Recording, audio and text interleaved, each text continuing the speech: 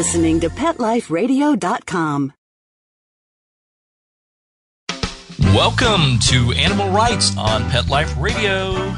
Here with your host, Tim Link. I'm so glad you could join us today. We have a great guest today. My guest is author and president of the Humane Society of the United States, Wayne Pacelle.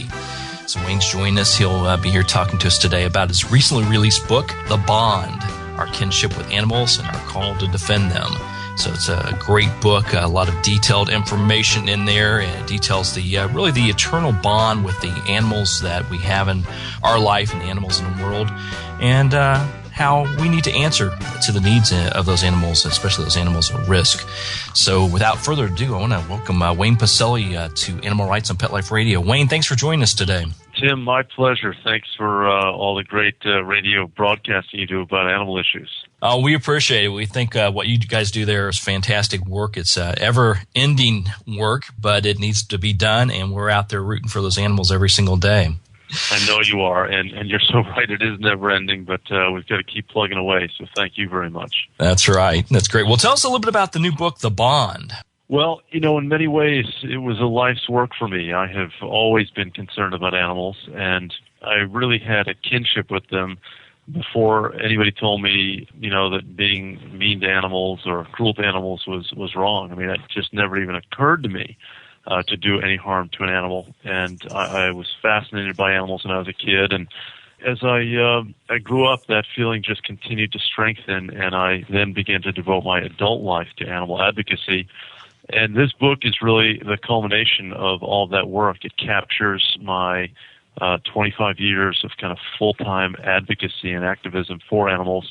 I take the reader all around North America and to many other places, to the ice floes of Canada, to see what was going on with the seals and what is going on with the seals and the killing of them, to the area in and around Yellowstone National Park where bison are threatened, down to Katrina, during the pet rescue that occurred in the horrible days after the hurricane struck and New Orleans flooded, to Leavenworth Penitentiary, where I met with Michael Vick just as he was closing out his very much deserved prison term, and so many other places. And I really talk about this eternal bond that we've had with animals, but I also say that other forces trump and overpower that bond and have led society to conduct many forms of cruelty.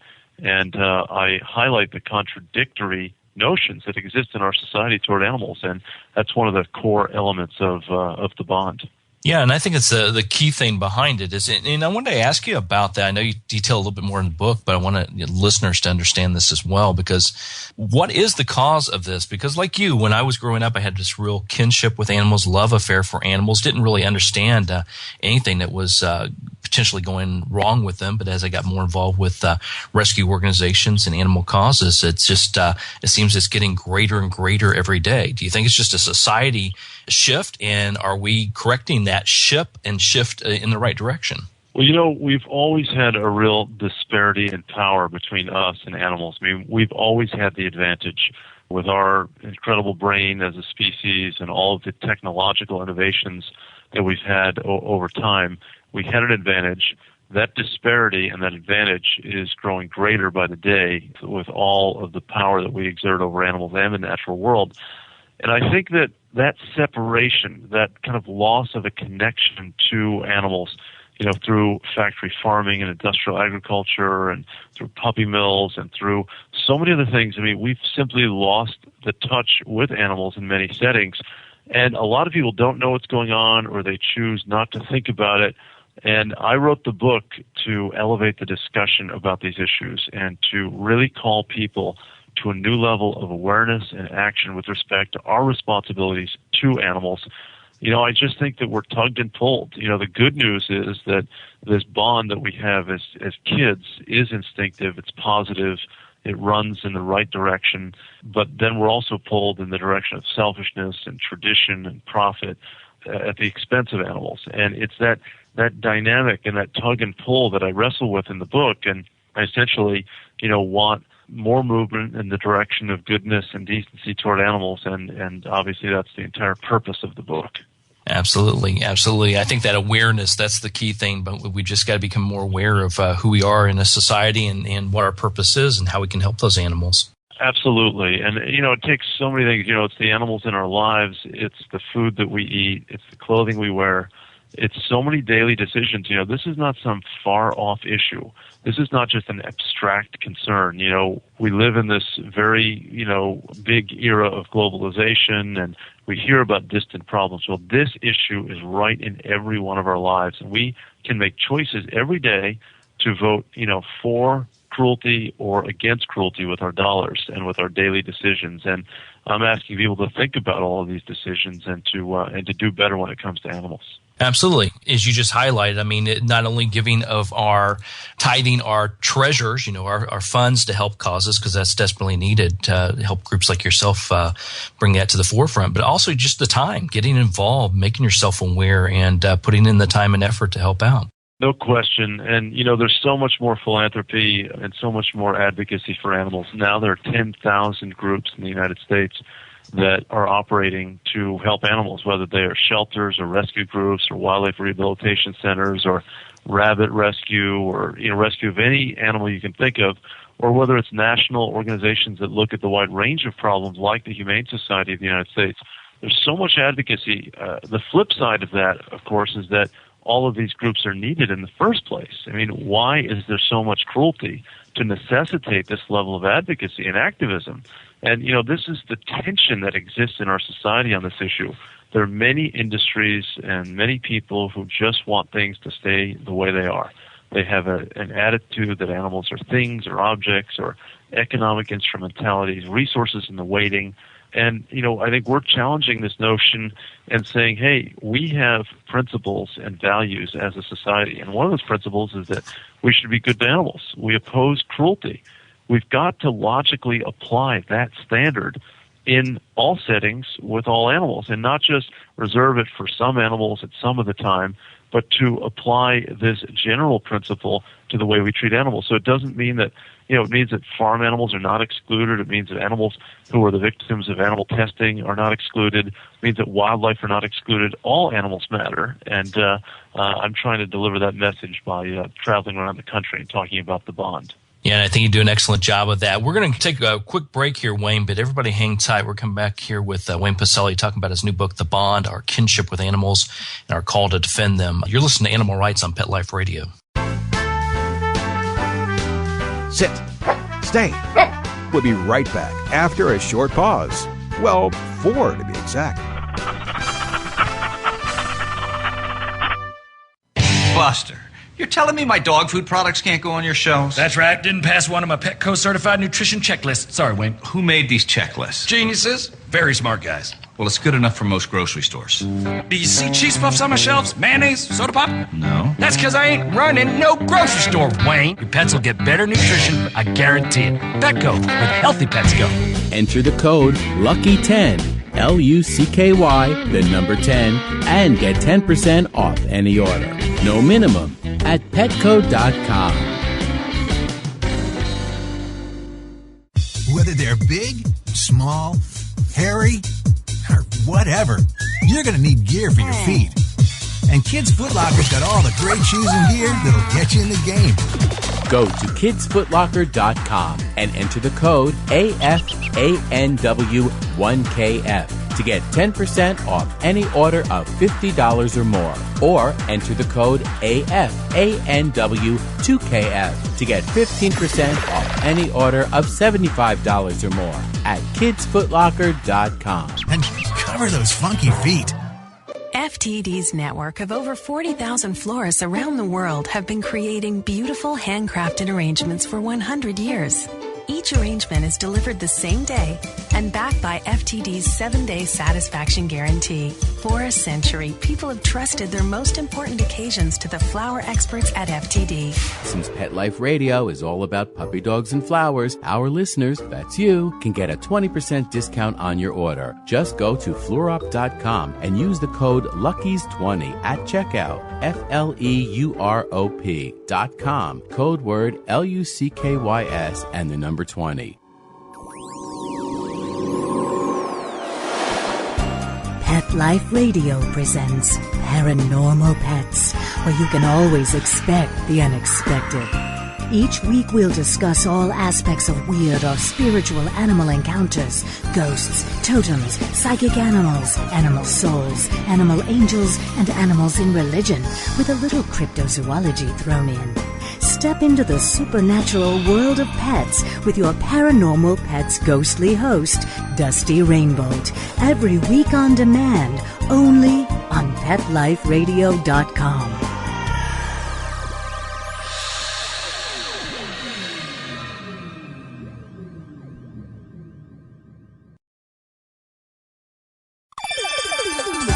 Let's Talk Pets on PetLifeRadio.com.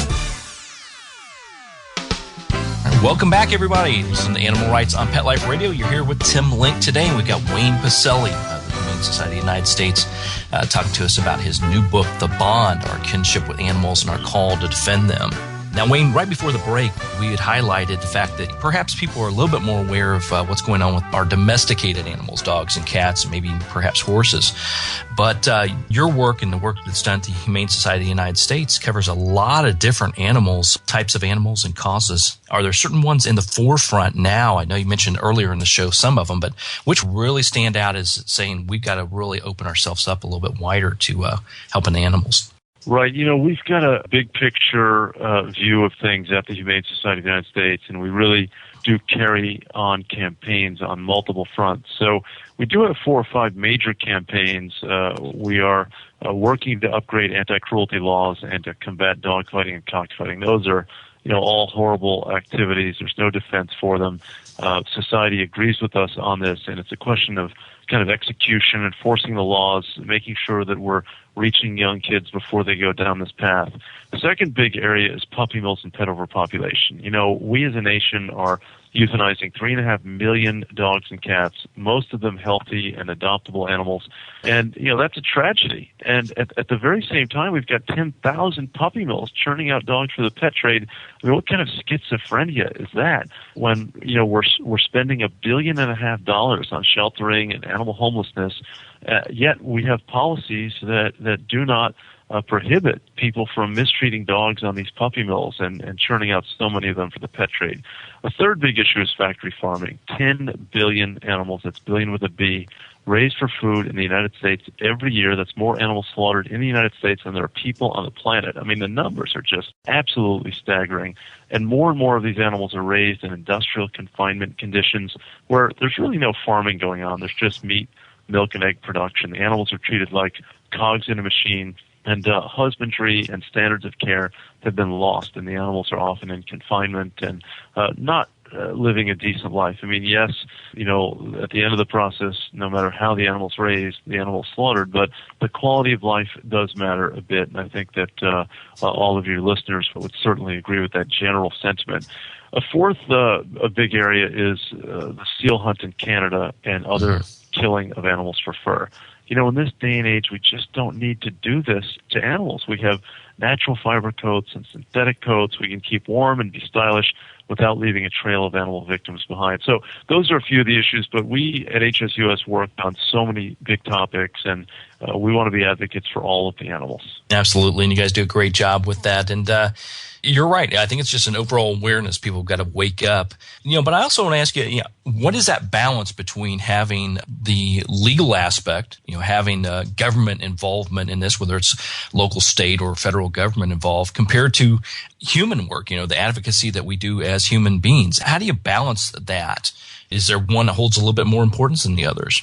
This issue is so vast, the issue of animals and how humans interact with them, that it requires, work on so many fronts. I mean, it's a personal issue for all of us, and the daily choices that we make about pet care, about the food choices we make, about the clothing choices we make, about our own civic and political involvement, those have enormous implications for animals.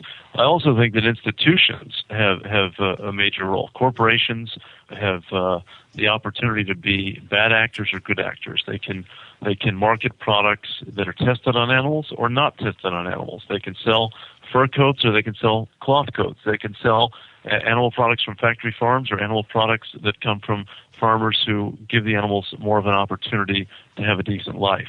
we also must look to our government institutions, the Congress and the state legislatures and local government, to executive agencies. I mean, everybody there has a role to play in the solution for animal protection. And frankly, Tim, I don't think it's that hard. You know, we're at the stage as a species in the year 2011 when we have so much human creativity, we have so much intelligence as a species, we can figure out how to live a good life without harming animals in the process. You know, when I'm up in Canada and I see these animals being clubbed and shot, that's the old economy at work. There aren't that many people interested in killing and clubbing seals. There are a lot more people interested in seeing seals and watching them and seeing this spectacle of a wildlife nursery. That's a much larger market. You can monetize that. That's the new humane economy at work when you have tourism that is grounded on the principle of care and compassion and interest and fascination with animals. So I'm hopeful about this new humane economy that we're going to build, and the bond really lays out that case. And I hope it's one that inspires people all across the country. Yeah, absolutely. Absolutely. I think it's a new way, you know, it's like an old way of thinking coming back around again. And what I mean by that is, you know, when you take a look at Native American cultures in the early days, you know, they hunted animals and they wore fur and they ate the food, but they did it just in a very humane way and did it for necessity. And we're far beyond that now. Exactly. And, you know, I trace back the bond, you know, this connection that humans have with animals. And I say that it's not just an invention of our modern age. It's always been present. And you look at hunting and gathering communities. You mentioned the Native Americans. And you can look even at tribal communities today in New Guinea or Brazil or the few remaining areas where tribal communities survive. They do kill animals, but they understand animals. They understand their behavior. They understand nature. They understand their place in it. When they do kill animals, they try to atone for it. They apologize to the animals. You know, that's very different than this idea of kind of mass production, factory farming, where the farmer's really not a farmer. I mean, he's just an operator, and there's no connection to the animals. I mean, you couldn't even count the number of animals on one of these egg factory farms. With 150,000 birds, you know, per house, they might have 10, 20, 30 houses.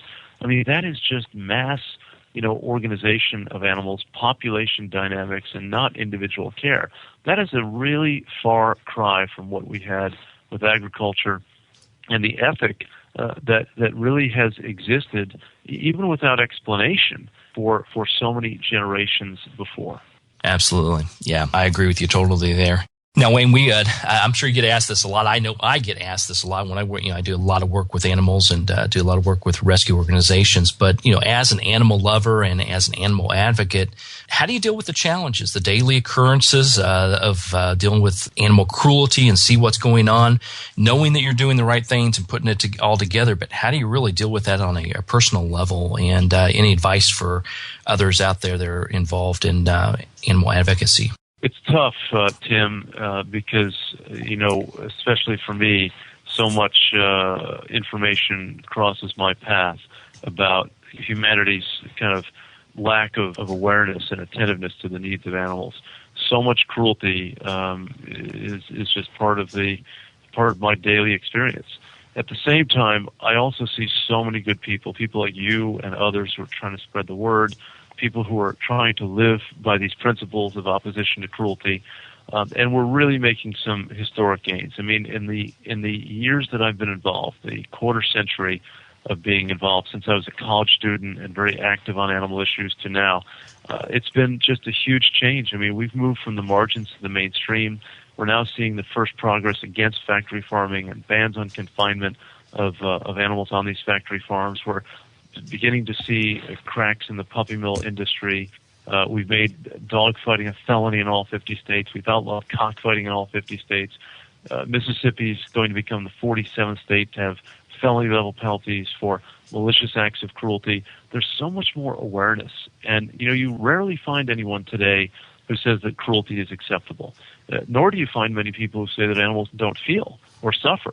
Mm-hmm. So I think we've kind of solve some of the basic issues. Now the difficulty comes in applying these commonly accepted principles of opposition to cruelty, the emotional intelligence of animals, and putting them to work in our daily lives and holding, you know, people to these standards and to live by them, not just to speak them or to hold them up as a platitude, but to really live them. If we really are concerned about animals, you've got to think about your food choices. I mean, this is just an awful circumstance, what's going on these factory farms. And I just think there's so much more we can do in terms of being conscious and aware of the choices before us.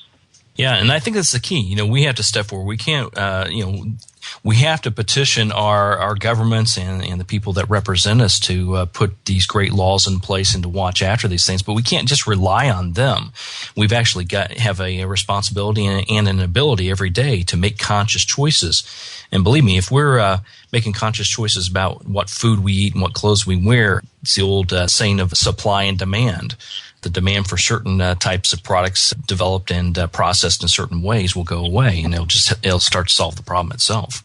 There's no form of major change that occurred in American society that was ever easy. I mean, slavery took a long time to uproot. In fact, our nation fought a great civil war, and 600,000 young men died in that civil war.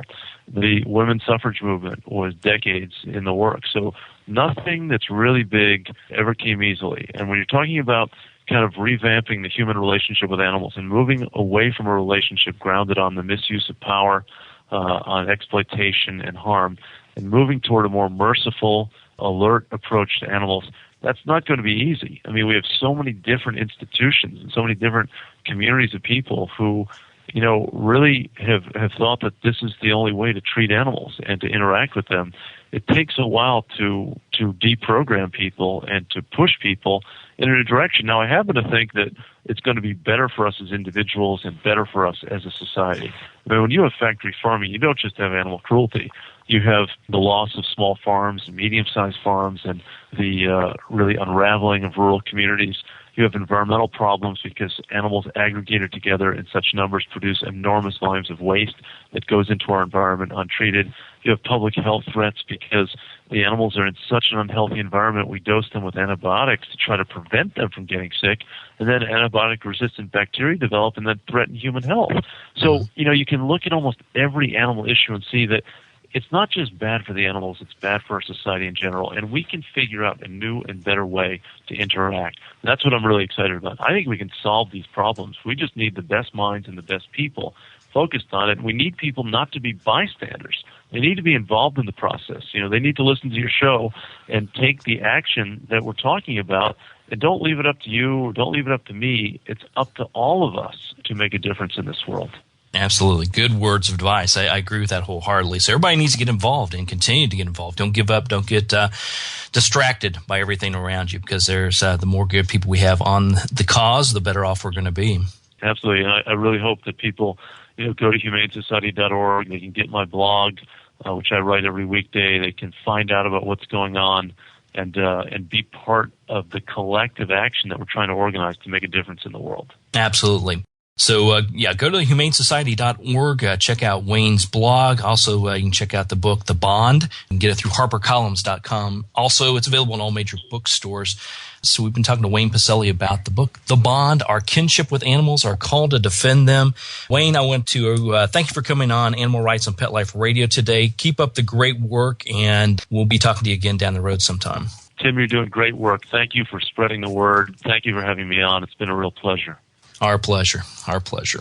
Thanks again to Wayne Pacelle for coming on board today. Wayne Pacelle, president of the Humane Society of the United States. Go ahead and pick up a copy of the book, The Bond, Our Kinship with Animals and Our Call to Defend Them. It's a great read. It'll really open your mind and realize that we're doing, his group as well as everybody else is doing great work out there. We need to continue to do more. There's a lot more to do out there, a lot more areas we need to focus on. And the book, The Bond, will definitely get you enlightened to that as well. So we're coming to the end of the show here briefly, but we're going to take a quick break. I'm going to come back. I got to leave you with my tidbit of the week. So everybody hang tight. You're listening to Animal Rights on Pet Life Radio. Sit. Stay. We'll be right back after a short pause. Well, 4 to be exact. Love your pets but wish their medications were a lot less expensive? They are at 1-800-PET-MEDS. You'll not only save on flea and heartworm medications, but on prescriptions for arthritis, incontinence, thyroid, and more.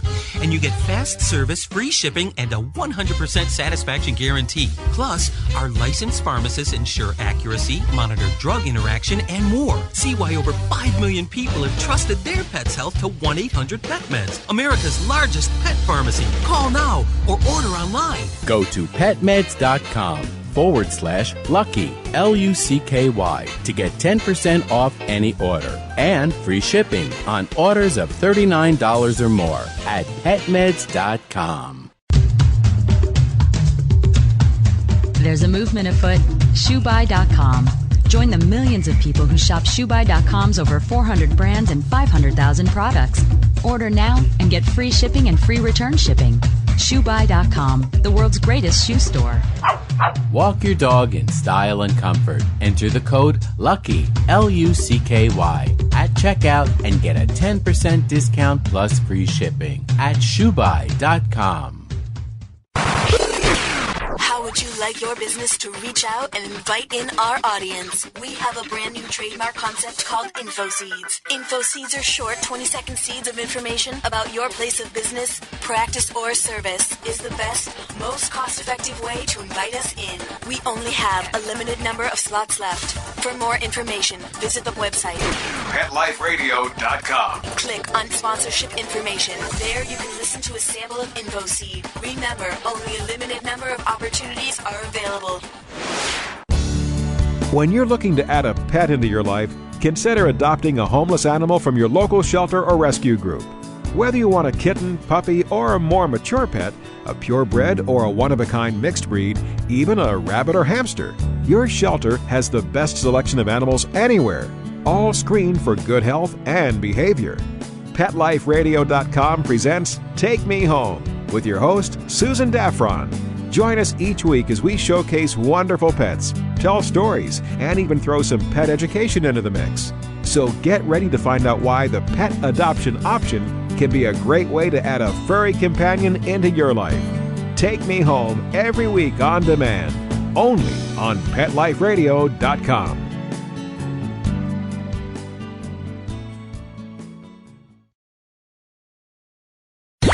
Let's talk pets. Let's talk pets On Pet Life Radio. Pet Life Radio. PetLifeRadio.com. Welcome back to Animal Rights on Pet Life Radio.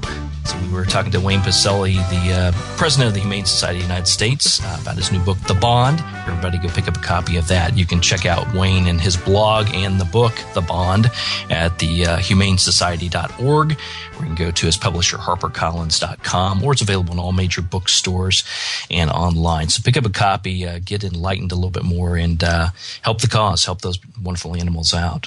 So the tidbit, I want to leave you, I always give you good advice, stories I find in the news I think are fascinating, or little things that I think will help you out.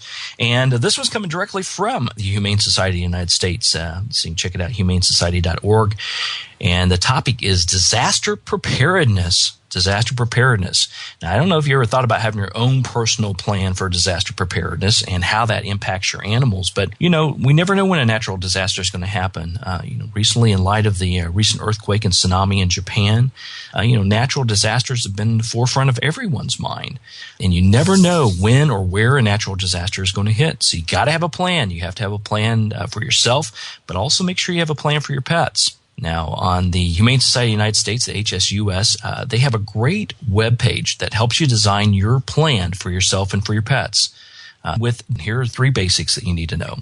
First of all, put together a plan, prepare a plan, even for the everyday emergencies, including identifying a place to stay that will accept not only yourself and your family, but your pets. So put the plan in place, even for everyday emergencies. It doesn't have to be a natural disaster. It could be something that's happening inside of your house or in your home or in your neighborhood. Secondly, develop a checklist for all pet supplies and medical information. Put together your checklist in advance so you know what to take with you in order for your pet to have everything they need as well as what you need. So put together the complete pet supply list and medical information list. And the third is identify a friend, a neighbor, or a family member who can take care of your pet when you're away. So you can't always take your pet with you. It's not always conducive. But if there's a situation where you have to leave the pet with someone, make sure it's someone you know, a good friend, a good neighbor, or a good family member to help you out. Now, in light of a lot of the natural disasters, especially with Katrina happening here in the United States, the federal government now is officially supporting including pets in national disaster plans. And in 2000, the HSUS and FEMA signed a partnership agreement to encourage and assist people who want to safeguard their pets in a natural disaster. This agreement allows people to bring their pets with them to stay at the shelters, which was never in place before Katrina happened. But you can't assume that any shelter you go to will allow you to keep your dog or your cat or your pet. You have to make sure you plan ahead. So be sure and check with your local officials and confirm at your local shelters that you will be allowed to evacuate with your pets and that shelters that take people will take the pets in your area. So do your advance homework and put together your plan, check with your local authorities, your local shelters, and make sure that you have everything in order. So you never know when a disaster is going to happen, whether it's a personal one or a natural disaster.